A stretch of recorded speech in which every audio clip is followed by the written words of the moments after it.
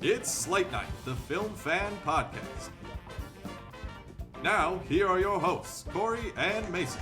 Welcome to another episode of Slate Night, the Film Fan Podcast. As always, I am one of your co-hosts, Mason Schmidt, here with my best bud, Corey Knudsen. Ew. And we're going to talk about movies. We had a kind of a slower release week, so there's not a lot of new releases that we'll touch on, just mainly one. And we'll just review some other things that we watched throughout the week, as well as what we have to look forward to for the remainder of 2026, because this is a gangbusters year. We're making just little most anticipated lists going into this episode, and I was like, shit, I got a list of 24 movies.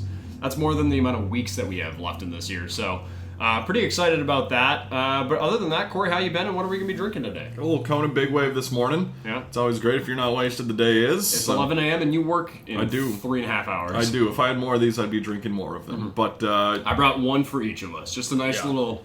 now that our, starter. at least for me, my busy summer is kind of done now. Yeah. July was crazy, and the first couple weeks of August had stuff going on. But we'll probably get back to like doing some more maybe Minnesota drinks and stuff like that. Yeah, I'd like to do that too. And I'm currently in the process of...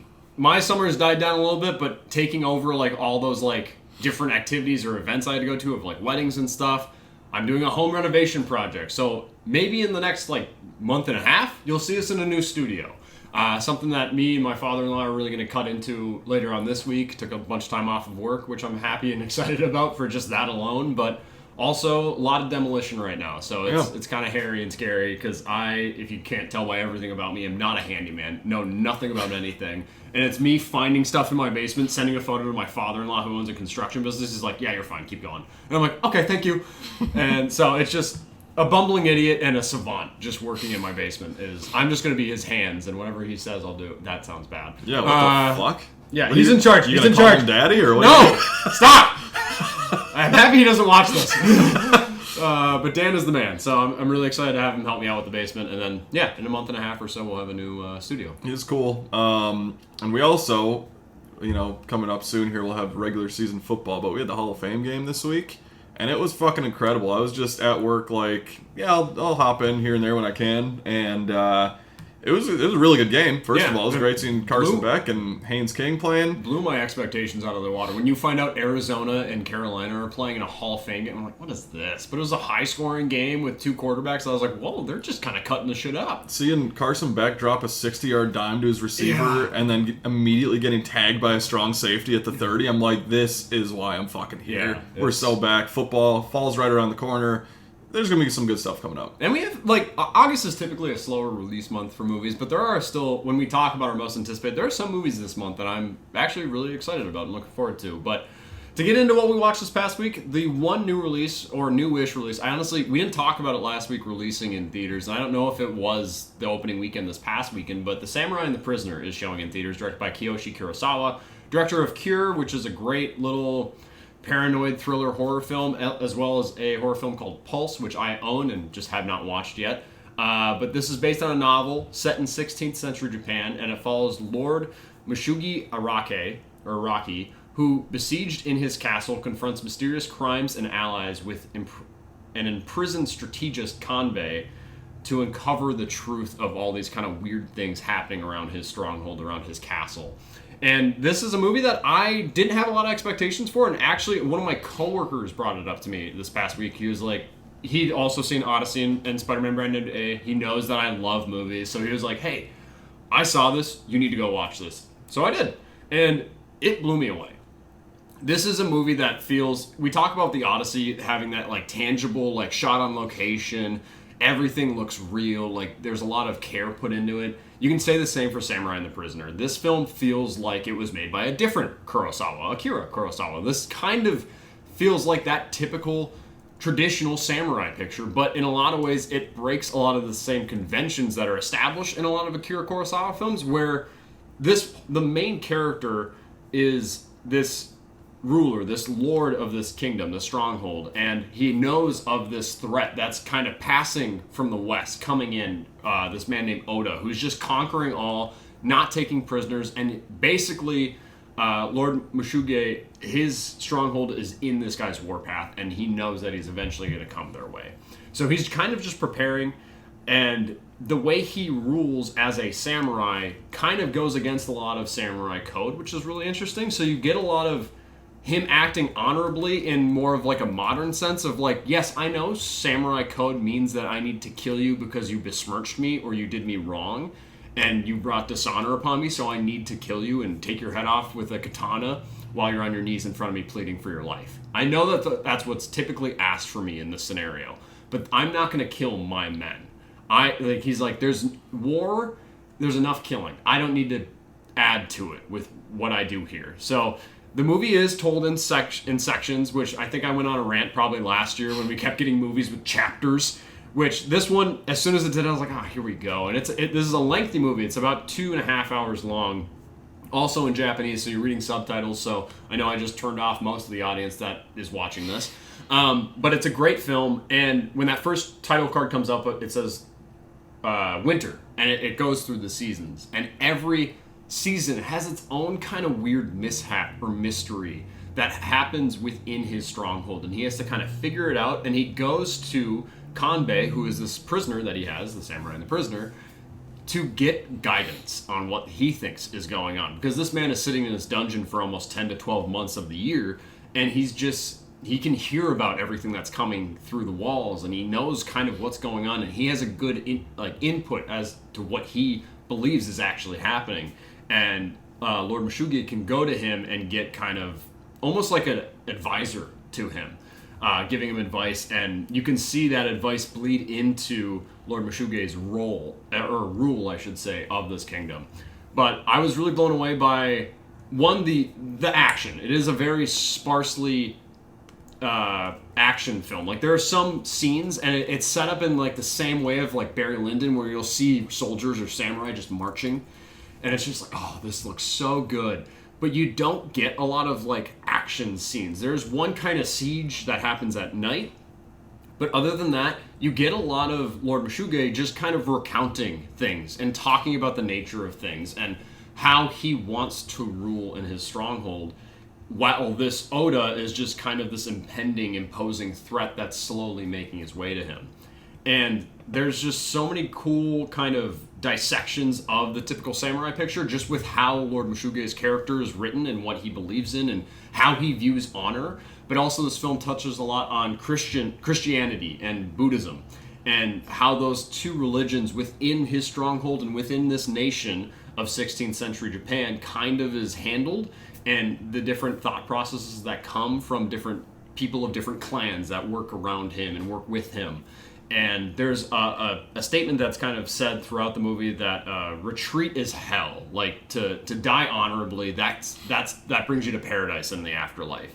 And he questions that all throughout this film. He's like, I think me killing someone isn't going to better my place in the world. It doesn't, like, sure, it proves that I'm powerful, but it doesn't say much about what I'm trying to accomplish here. So you get a good kind of dissection of samurai morality and what honor truly means in this film, as well as, like, this movie plays out in, like, not a typical samurai action movie. It's really the thinking man samurai movie. It's like Rashomon in a way, where you get a lot of talking and different perspectives coming in. This is like the 12 Angry Men of a samurai movie. It's a lot of him going to his war council and them trying to figure out what's going on in their stronghold and how can they best prepare for their incoming threat. So the movie's long. It's told in sections, in chapters, but I was riveted throughout. It looks and it feels like something that was made in the 60s by Akira Kurosawa, I should say. And it challenges a lot of the kind of tropes, if you want to say, but also the beliefs of samurai culture. And I think it was just so well handled. This is coming from a director who I've only seen Cure from him, and it's such a interesting, borderline terrifying thriller that I really like. So having him dip his toes into a samurai picture, this is the first time he's ever done so, and it's almost flawless to me. I will say the pacing can kind of get a little slow. Some of the chapters wrap up really quick, like the winter chapter. There's a murder that happens in his stronghold, and he has to try and figure out what happened. A little boy is killed, and he's like, well, how? Like, these doors were open 3 inches. He has an arrow wound, but there's no arrow. So did someone shoot an arrow? Like, how did this happen? There's snow on the ground, so if the arrow was, like, had a retrieval system of a rope tied to it, how did that get pulled back and not leave a track in the snow? So they're doing all this detective work, so it's like a Knives Out murder mystery at times, mixed into a samurai picture. with a lot of conversation about honor and morality. So I was really kind of blown away by this movie. If I was to rank it, it'd be, I haven't ranked it yet in my movies of 2026 that I've seen, but it'd be close to, if not in my top 10, just because it was a really interesting movie. I will say the only negative that I had, that I felt I had at least when I left the theater last night, was that the ending felt a little abrupt.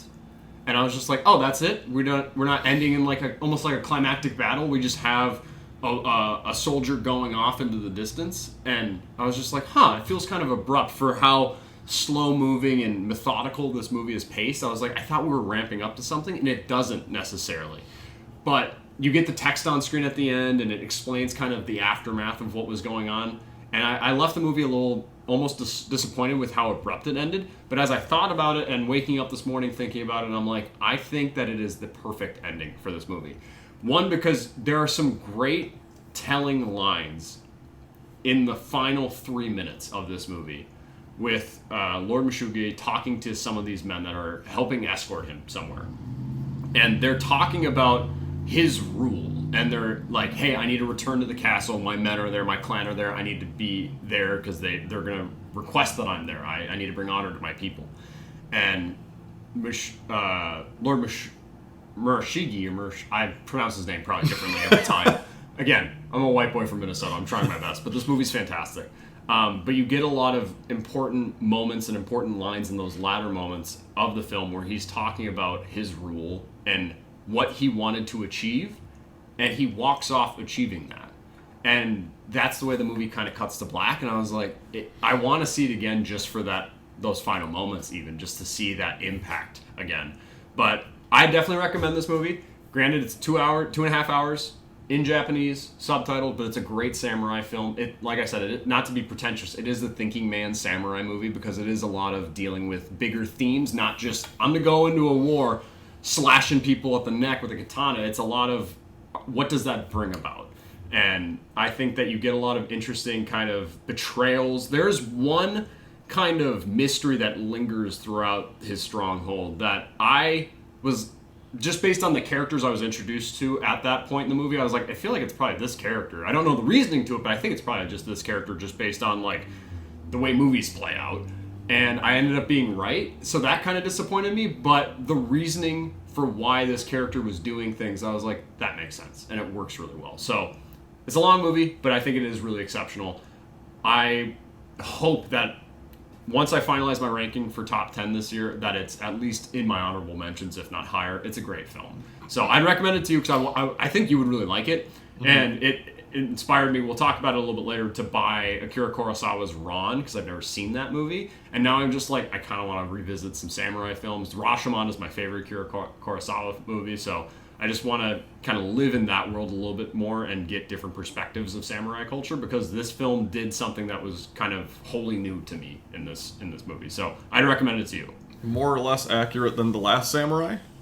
Probably not as much action as The Last Samurai. I do like that movie a good deal, but it's a completely different take on samurai culture. I'm guessing this is a little bit more accurate. It is based on a novel, like I said, so there is some precedent for the story here. But yeah, it's a great watch. Definitely would recommend from this year. And then with the Spider-Man kind of conversation we've been having and we'll continue to have later on in this episode, I really wanted to rewatch Spider-Man Homecoming, the first film directed by John Watts, and Tom Holland coming in his first solo outing, and you get that main core group with Zendaya and Jacob Batalon. Got that name right finally. There you go. But I really enjoyed this movie. I've always enjoyed this movie, and I debate like what my favorite Tom Holland movie is. If like Far From Home is great, but it's my least favorite. Homecoming's so good. No Way Home's really good, and Brand New Day's phenomenal. And it really is just like a conversation of like which of his films is the most consistent. And I think Brand New Day and Homecoming are probably his most consistent, but No Way Home probably has some of the biggest like pop in the theater and biggest like positives in that film. But Homecoming maybe has the best scene in all of his movies, and that is when he puts two and two together and he gets that reveal that, oh, Liz's dad is Adrian Toomes, basically. He is Michael Keaton. He is the Vulture, and I've been dealing with this guy and him finding the Chitauri tech and what they're doing, these weapons dealers basically in New York, and he's like putting two and two together. That scene in the car when you can see it on Michael Keaton's face, and then with the traffic light reflecting on him, and he's like, "Oh, so you weren't at Washington? You saw it all from the ground?" You say, "Huh." You've been everywhere where Spider-Man showed up, but no one knows where you were specifically. And he's like, oh. And Liz gets out of the car, and he's like, I just need to have a quick powwow, little dad talk to Peter here, to Pedro here. And when he's like, does she know? And he's like, what do you mean? And he's like, okay, so she doesn't know.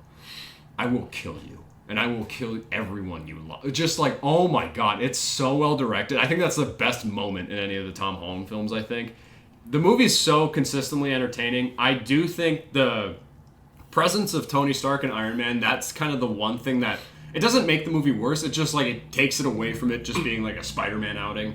But it works so well in terms of when it takes place in the MCU. So I love this movie. It's such a fun rewatch. And I think it so nails the John Hughes vibe they were going through with that initial trilogy the best in Homecoming. I could sing this movie's praises all day. I don't have really any negatives with it. It's just such an infinitely rewatchable Spider-Man movie. And it's just, I like that it's just him figuring shit out. Just like him in the damage control facility trying to figure his way out of this building, and he can't. So he's just hanging upside down reading a manual and like talking to Karen about like, oh, so my suit has this too? What does that do? Oh, that's crazy. Yeah. It's such a fun movie. So not any new ground being broken here by saying Spider-Man Homecoming is just such a great Spider-Man movie. That's why it's still my favorite of the Tom Holland ones, just with the villain performance and all that stuff. I mean, even just the shot at the end, which is a classic Spider-Man shot, but when it's like half his face, half the Spider-Man mask, and he's like lifting the thing off of him to go save everybody. Come on, Peter. Come on, Spider-Man. Come on. And he lifts, which is an iconic comic book moment, but also just in that movie, you get, this is his coming of age story. Right. Well, the entire trilogy is his coming of age story, but you get it a lot in Homecoming. It sets the groundwork for it. So it's such a phenomenal movie. I love that movie so much. Yeah, and we did our Spider-Man rankings last week during the episode, and then I just put them out on social media, and backlash galore from people. Really? Oh yeah, there was people. What picks are they most mad about? Surprisingly, a lot of people were like, Tobey's movies are just nostalgia and they're garbage. They suck. You guys have them at the top. And I was like, what the fuck is this? Or if you want to say that, fine. Yeah, we'll admit we grew up with those movies. So yeah, they are nostalgic, but they're also exceptionally done. Like, you can't, like, I put Spider-Man as my favorite, but I have good reason to, I think. Spider-Man 2 still is the best Spider-Man villain of all time with Doc Ock. So, like, everything's opinions. Settle down. Sorry, our opinions might differ from yours. It's funny when people just put on there, just comment like wrong. Just no reasoning, no back. Just one word bye. Just nope, you guys are dumb. Yeah. But I also got some backlash for how low I had Brand New Day on my list, which is at like, I think 7, if I remember right, of the 11. But they're all, like we talked about last week, there are a lot of really good Spider-Man movies. Yeah, aside from like everyone's, I'm guessing most people's same bottom 2, all of the other movies are phenomenal, and you can make an argument. It's same like when you talk about Christopher Nolan movies, and when you're like, "What's your favorite Nolan film?" And they're like, "Oh, Inception." It's like, that's a great pick. Or Interstellar. Oh, that's a great pick. Like, you can pick whatever, and it's like, yeah, that makes sense. Spider-Man, you can do that with just about any of them. If you say The Amazing Spider-Man 2 is your favorite, I might be like, ooh, what happened? I'll respect you a lot. I'll have respect for you, but I'll have a lot of questions. Same with Spider-Man 3, as I like that more than you, but it's just like, it's opinion. Just deal with it. It's fine. But Spider-Man, I think, of the mainstream superheroes that we got, we don't have a Batman and Robin in the Spider-Man. We don't have an Iron Man 3, which I don't like, in the Spider-Man universe. He is easily, maybe aside from Captain America, the most consistent superhero we've had on screen. Batman, you can make arguments for. Some people don't like Twilight Boy's Batman, which I've gotten into arguments at work about people just referring to Robert Pattinson as Twilight Boy, even though he is maybe the best working actor today outside of Timothée Chalamet. So, and maybe some older people of different generations. Like, if you want to count Daniel Day-Lewis, I guess he came back for an enemy, so whatever. Yeah. But no, yeah, just a couple notes on Spider-Man Brand New Day real quick, just after thinking about it for a week, and since we don't have a lot of other movies to talk about. Has it gotten worse for you or better? No, not worse, but just I feel like we both loved the movie last week and just really focused on a lot of the positives. So just some things that I thought about this week and was like, that didn't work quite as well for me. Like, I didn't know why I didn't love something so much, but after thinking about it, now I've kind of dialed in. I still really like, again, spoiler alert if you haven't seen Brand New Day, I'll get into it a little bit, but I really like Sadie Sink as Jean Grey. Glad that she is that character. I like the casting and everything. But I think they kind of do that thing in this movie where she starts off as the villain, and then she becomes a good guy by the end. And it's sort of the thing where, like, in every Fast and Furious movie, when, like, Jason Statham's a bad guy in the next movie, he's the good one. And they kind of are like, oh, that bad stuff he did before doesn't really matter. Because, like, last week we didn't even talk about when Jean Grey's possessing people earlier on, and she just lets that dude go into traffic, and he gets hit by a car. Oh, yeah. And I'm like, thinking about that, I'm like, you are a criminal. Wow, like, you did a lot of bad things. We brushed over that very quickly. Yeah. And, like, you did a lot of fucked up stuff of, like, the rooftop scene with MJ, and, like, she's just off the building, like, assuming that he's gonna get her, but it's like, oh, you did a lot of things. Putting a lot of people in harm. And, like, I don't mind that she does that. Like, that's not my issue. It's that I wish we would have spent more time of her having to deal with the consequences of that. And, like, we still could, I guess, in a future movie, but she's just kind of on a bus now, and I'm like, cops aren't, like, you know... I think that speaks to, like, the Jean Grey character, too, of her being so capable of doing all bad things, and now she's on almost, like, a redemption path. So I feel like in later movies they would have to continue to develop that. I think, for me, it works, but also I get that of, like, you basically almost killed a lot of people. Yeah. Like, and you stopped a kilometer of people from moving and just experiencing just confusion, maybe bad memories, and just, like, you're exposing people to just, like, the worst mental health day of their life for an extended period of time. It's like, you probably need to deal with that, and then we're gonna get Professor X like, oh, Jean Grey, you basket case, let me mold you into what I need you to be and fuck you up a little bit more. Because at this point, like, she's just gonna be in the X-Men movie and Secret Wars and become a hero now. I'm like, I just needed a little something more of her dealing with that. Because, like, that dude's fucking paralyzed for the rest of his life, if not dead. I would actually really like... Because, like, X-Men and the X-Men movies we've had, Wolverine has been the focal point. Cyclops kind of falls off, which we got that casting this week. But I would be really impressed and also really excited if they pursued having Jean Grey be the focal point of the X-Men franchise for this MCU iteration. Yeah. Just because I'm like, that makes sense. You introduced her first, really. And I think that she...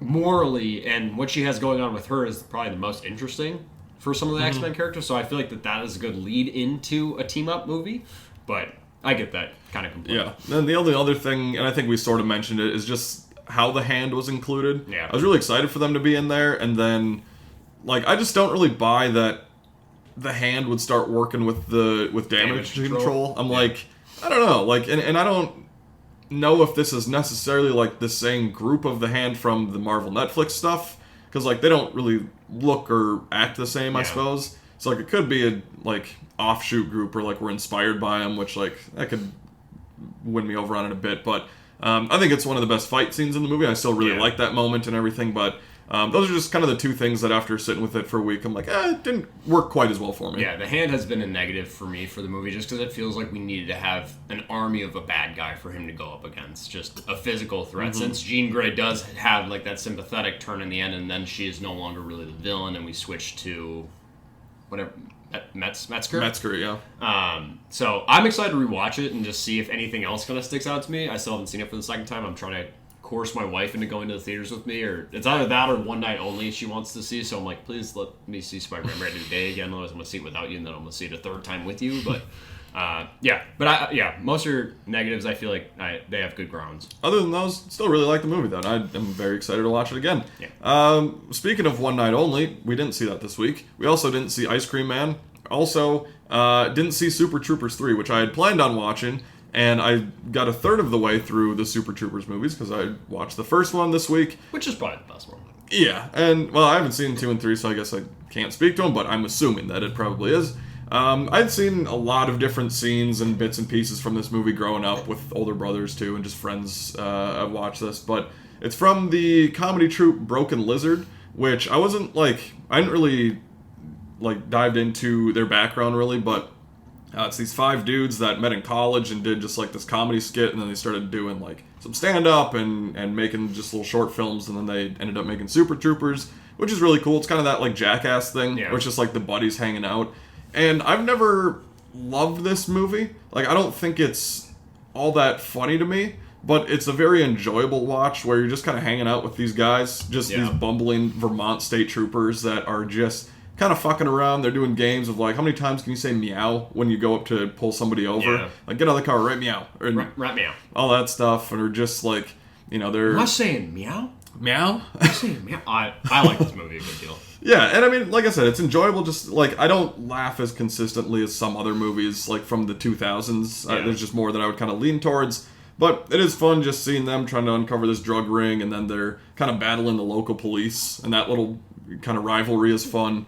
And like my favorite sequence of this movie is just when they're gonna get shut down because there's not enough funding. The state patrol is gonna get shut down, and Brian Cox plays the captain, and he's fantastic. You get a lot of good angry Brian Cox in these movies. And the best part is just when they all are like, let's go fuck up the local police, and they're all just drinking in the car. Brian Cox gets out, just takes out like a bat, and is just whipping mailboxes off. He's like, let's go fucking fight the police chief. And they're just ruining shit. And then they stumble upon the drug ring and get involved with that. So, I mean, it's very enjoyable. It's very nostalgic. And it was great to like just kind of fully watch through it.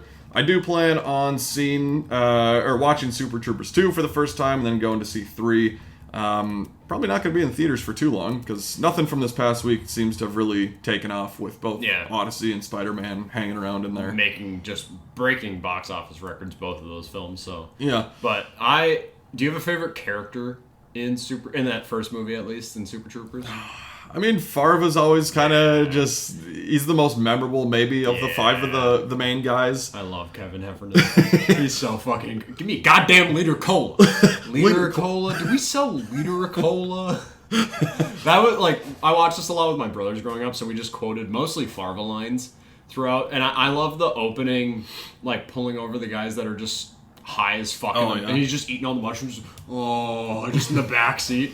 I love that they're just fucking with them. It's what you would want out of like a cop pulling you over, to have a good sense of humor and fuck with you a little bit, but also like, all right, get on your way, you're fine. Right.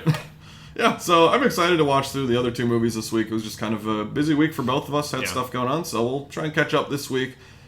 Speaking of stuff coming out, the big one for both of us this week is The End of Oak Street, coming from David Robert Mitchell, who did It Follows, which is a great movie. I think he's probably working on the sequel right now. They Follow, yeah. And I believe J.J. Abrams produced this movie, so anytime that happens, people are like, oh, this is Cloverfield? Is this another sequel to Cloverfield?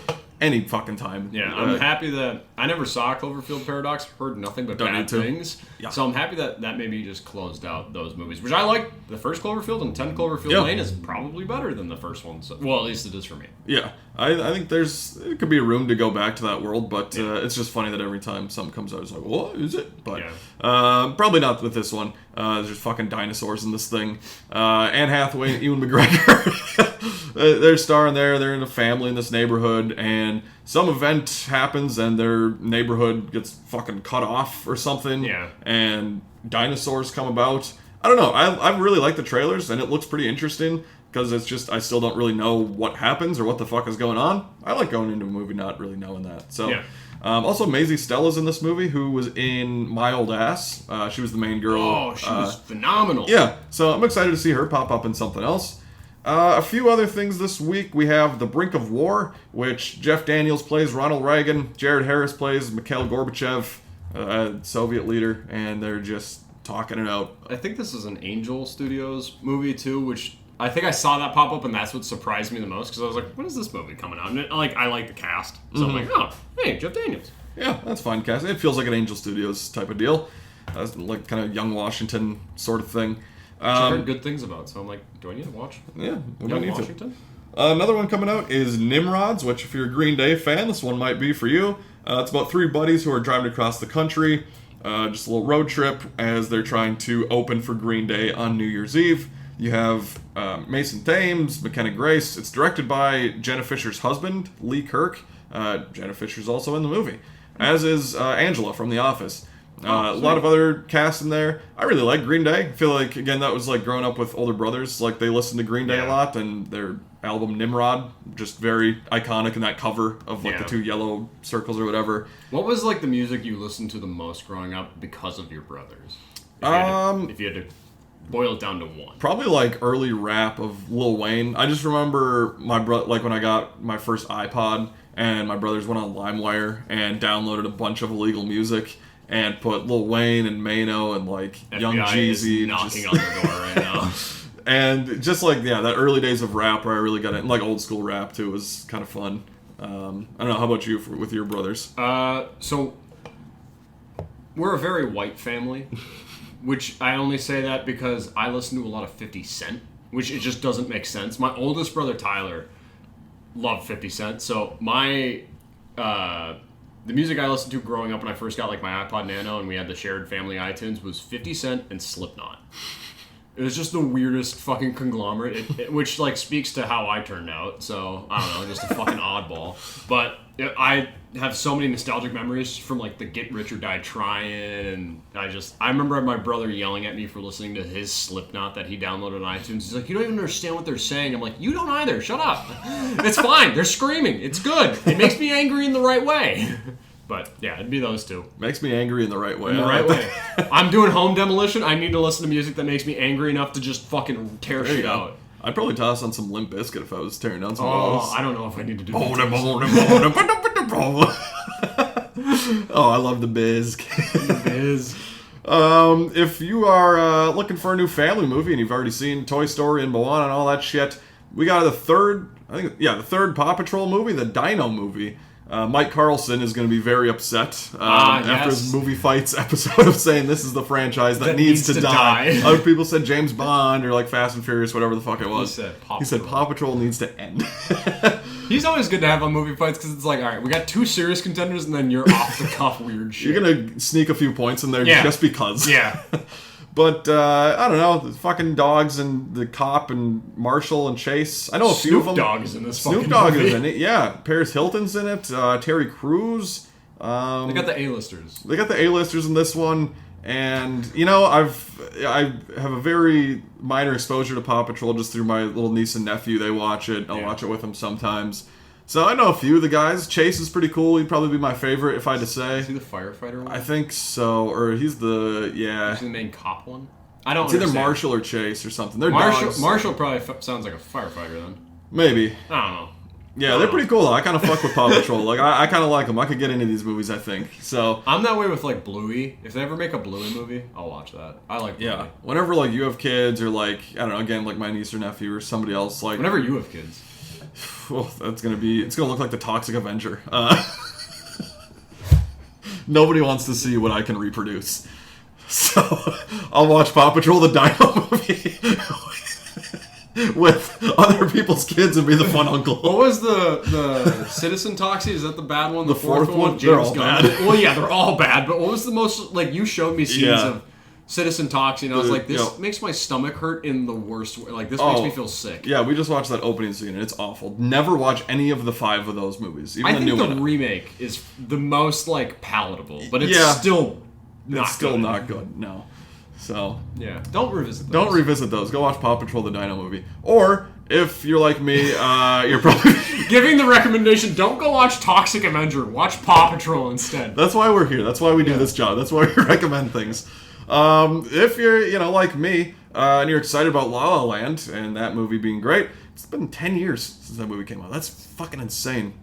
I remember this was in 2016. That was I think that was the second year that I really got into watching the Oscar movies. Yeah. And so, like, that year of Manchester by the Sea and Moonlight, like, just kind of that first time that I was, like, going to the theater consistently to see these pretentious movies that I was like, oh, these are different than what I normally watch. Yeah. And really like discovering things that I love. And it is still my favorite movie of all time. Is that the 2017 Oscars then for the 2016 movies? I'm looking up the other Best Picture noms for that year just because I forget. I think Fences was that year. Arrival was that year. Hacksaw Ridge. That was a pretty Hell or High Water. Hidden Figures. Hidden Figures is pretty good. Lion is awesome. That was a strong year. It was a pretty good year. So it was fun. I just have such a clear memory of going to see so many of those movies.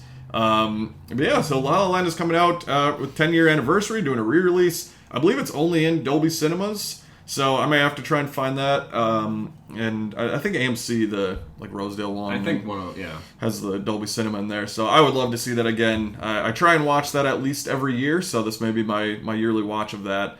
And the movie just looks so good. It's still your favorite movie ever? Still my favorite movie ever. We got the poster here for all the audio listeners. And yeah, I love that movie. It's infinitely rewatchable for me.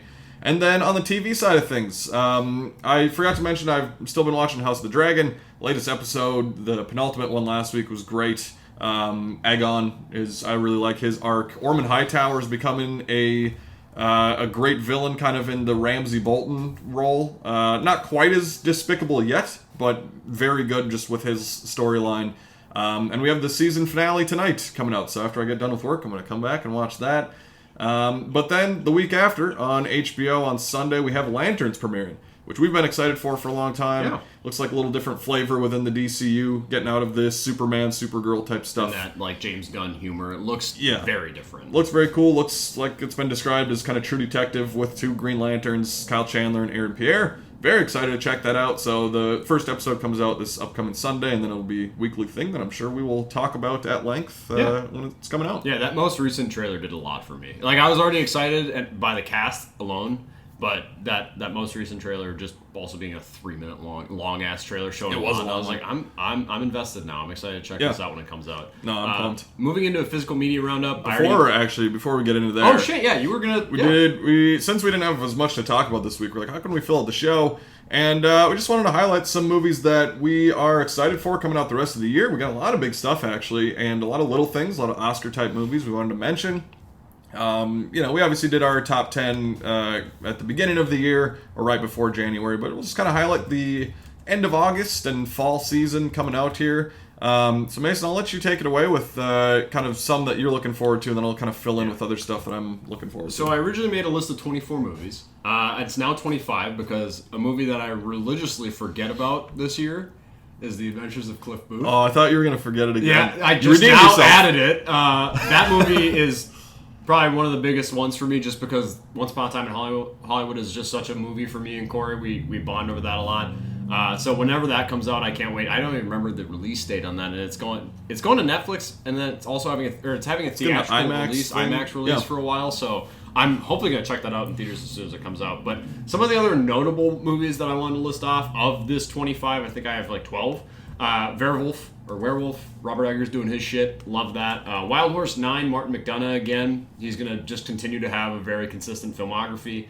Clayface looks really good. Also coming out in October. I just can't wait to see a good, like, spooky horror, body horror film around that time of the year. Social Reckoning I'm excited about. The trailer works mostly for me, but I'm really excited just based on the team behind it. Primetime, Victorian Psycho, Idiots looks hilarious. I can't wait to see that, and I think that's the tail end of August. Behemoth, I really like that trailer that we got with Pedro Pascal, and I think that movie could be really something special. Obviously, we have the Dune Part 3 and the Avengers Doomsday and stuff like that. Also, Godzilla Minus Zero, which is going to be a follow-up of my favorite Godzilla movie, and Corey's favorite Godzilla movie. Wildwood, in terms of animation, coming from Laika. I love stop-motion animation. I love Laika Studios. It looks crazy. It looks so well done. I'm excited about that. And then Resident Evil, Zach Cregger's film. It looks really cool, and I love Austin Abrams, so I'm excited to check that one out, as well as Dicker from Alejandro Gonzalez Iñárritu. I'm really excited about that. But there's a lot of other ones. Street Fighter, I think, looks kind of fun. I saw the trailer for that in front of the Samurai and the Prisoner, which I thought was kind of funny. But I'm excited to check that out. And there's the Hunger Games and a lot of other kind of smaller movies coming out that I'm really looking forward to. But I think the ones that I just listed off are the main ticket holders for me. Yeah, no, I agree with all those. I'm just going to rifle off a few other ones I'm excited for. Coyote vs. Acme comes out in a few weeks. Yeah. And that's great to see that after that movie got canned and then resurrected. Yeah. Definitely going to go support that and just see it in theaters because of the story behind it, too. Yeah. It'll be really cool. Other Mommy, that trailer got talked about a lot when The Odyssey came out, but I like a good Jessica Chastain horror movie. Yeah. We have the new Hunger Games, Sunrise on the Reaping. Looking forward to those. I really enjoyed all 5 Hunger Games movies, and I'm excited for this new one. Is your favorite? Still Catching Fire. Still Catching Fire. But, I mean, Ballad of Songbirds and Snakes, really enjoy that one, too. That's my favorite. That was a really good one. And then Ebenezer, I'm just very curious about. We talked about that trailer a couple weeks ago. New Ty West with Johnny Depp playing Scrooge. And then just some kind of Oscar movies that I'm looking forward to. Fjord, which won the Palme d'Or. On my list, That's probably going to be high up in the Oscar rankings. One that I don't really know anything about, but I've just heard a lot of great things, is La Bola Negra, which is going to be coming out on Netflix, but I think getting a limited release. Like I said, I don't have plot details or anything. I've just heard people mention from festivals and stuff that it's really good. Then The Debut, which is Jesse Eisenberg's new movie. Really like A Real Pain, and I'm excited to see what he does next. Yep. And then the last one I'll mention is a movie called All of a Sudden. Again, kind of an Oscar one that is from the director of Drive My Car and Evil Does Not Exist. So I'm excited for that one. Probably going to be in the international category this year. All of a sudden, you said? I'm going to add All of that a to my sudden. list just so I can keep that on my radar. Because Yeah. I bought, Evil Does Not Exist. I still haven't seen I haven't Drive seen My it yet, Car. yeah. I'm excited to watch Evil Does Not Exist. Drive My Car is good. I thought it was going to be really boring, and it is slower. Yeah. And it's not like an action movie or anything like that. But I really like that movie, and I think it's definitely worth a watch. So I'm excited to see what he has coming out. But yeah, a lot of good stuff coming out in the back half of the year. Yeah,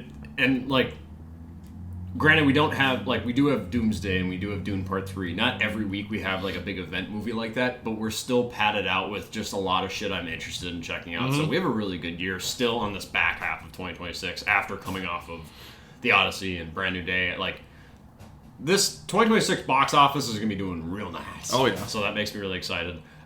In terms of physical media roundup, I already mentioned I ordered a copy of Ron. I got a region-free 4K Blu-ray, so I think that might be one of the movies once the new studio is finished. We got a TV in there. That might be one of the first movies I kind of christen that studio with. Me and Corey will probably sit down and watch that because I know you also haven't seen it, so it'll be nice to kind of check that one off the Akira Kurosawa list. That or The Blackening. Or The Blackening. Yeah, Yeah. you bought me that for Christmas, and still haven't watched it. We've been waiting for a good time to get Yeah. drunk and watch The Blackening. Yeah, so we'll maybe sit down and check that one out, which I've heard great things about, so I'm just like, yeah, whatever. The trailers just never sold me on anything. We're gonna get drunk, and then we're gonna be like, "Oh, this is actually good. This Like, is we should be really sober good. We should for probably this." be sober. That's how it always works. Coming out this week, a few big things. Project Hail Mary being the biggest one. We also have Hokum, which is a great horror movie. If you didn't catch it in theaters this year. The Furious, which we weren't as high on, but still a good action movie, and it has a pretty cool, I think it's a Lionsgate limited, like 4K Blu-ray I've release. seen that floating around.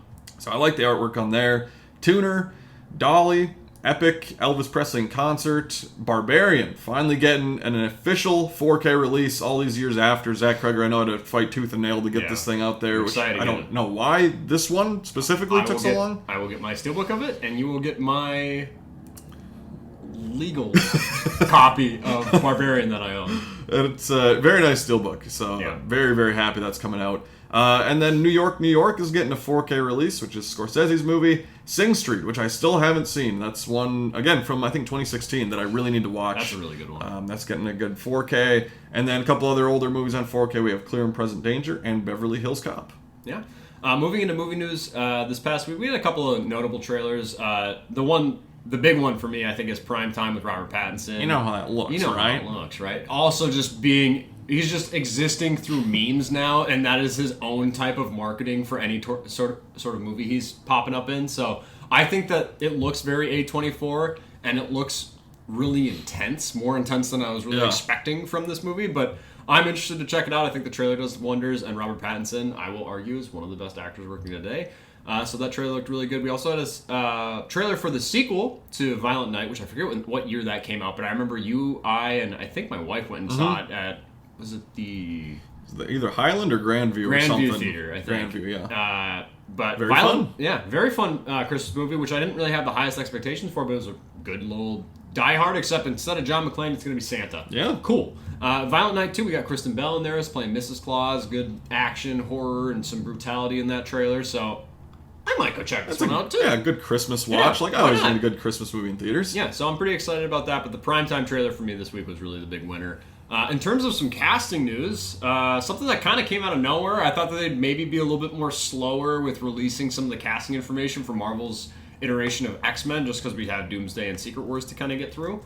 But Marvel has officially cast their Cyclops, the leader of the X-Men, with Kit Connor, which I've only really been exposed to Kit Connor in the movie Warfare, which that is very much an ensemble piece movie, so I don't know much about him, but looking at him, he's got the look, and I just hope that they can kind of do, aside from what we haven't seen yet in Doomsday coming up this year, I hope that they can do Cyclops justice, because in those early X-Men films, he was very much second fiddle to Wolverine. Wolverine was the lead, and I get it, he's a marketable star, and he's a great character, but I'm excited, hopefully, to see a new version of Cyclops, and someone that does take on that hero mentality that that persona, which I've been watching X-Men 97. I love how they handle Cyclops, and I hope we can get that into the MCU with Kit Connor. Mm-hmm.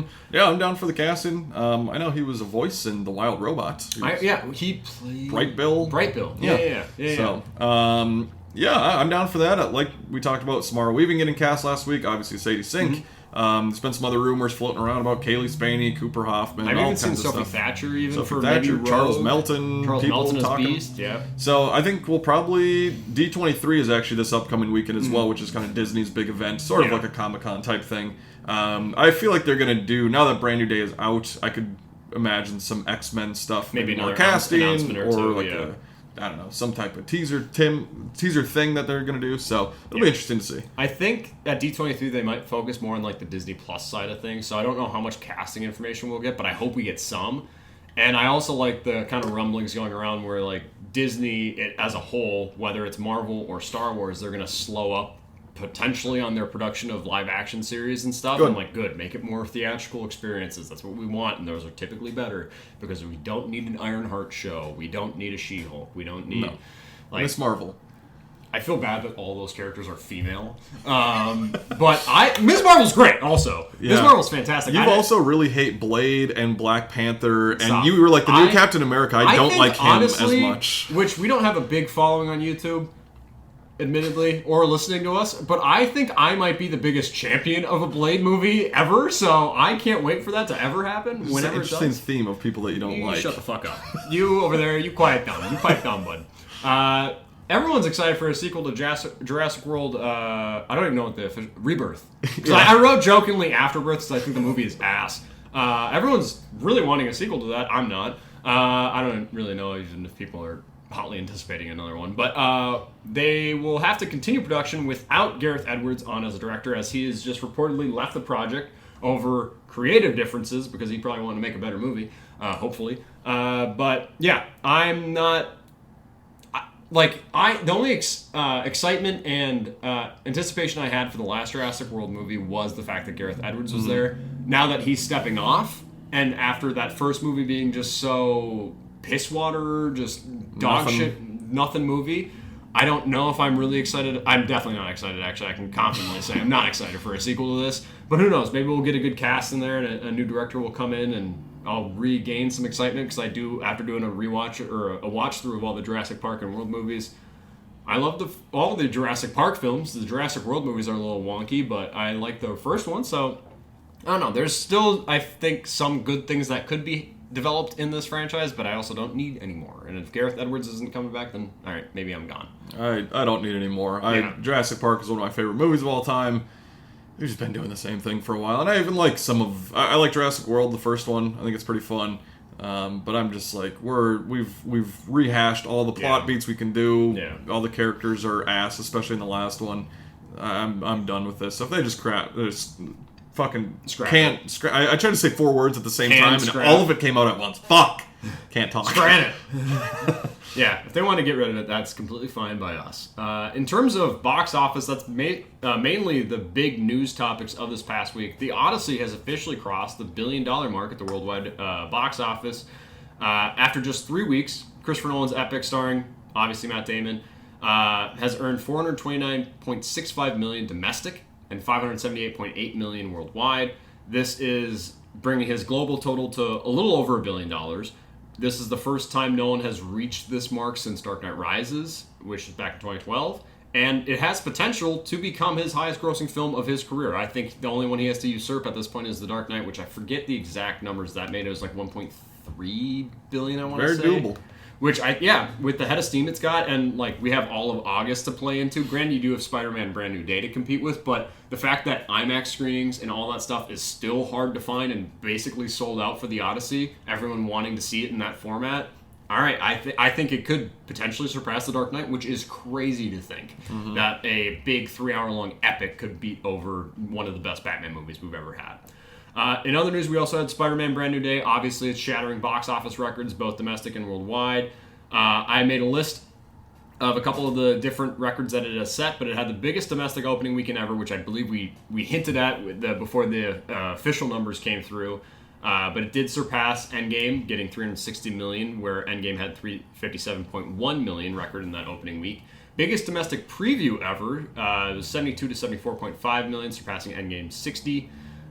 Biggest domestic opening day, 169.3 million, including $72 million from the previews. Highest domestic per theater average, which I didn't hear about, for a wide release, it had $80,252, topping Endgame $76,000. Highest grossing Monday in history with $46 million, beating Black Panther's record. You're probably stoked about that. You gotta stop. Said take them down a peg. Stop! I think Brendan is a better movie Whoa! than Black Panther? No, I'm just kidding. Come Yeah, on, I you agree with that. Yeah, Shut I up. It also had the highest grossing Tuesday ever, beating out Far From Home, which I didn't know Far From Home had that record originally. Had the fastest to 1 billion worldwide in 6 days, slightly slower than Endgame's 5-day mark. So I don't know if that's even like an official record, but it almost matched Endgame in terms of hitting the $1 billion mark. Fastest to $1 billion domestically, and third biggest second weekend of all time with $144.5 million. So this movie's making all the money.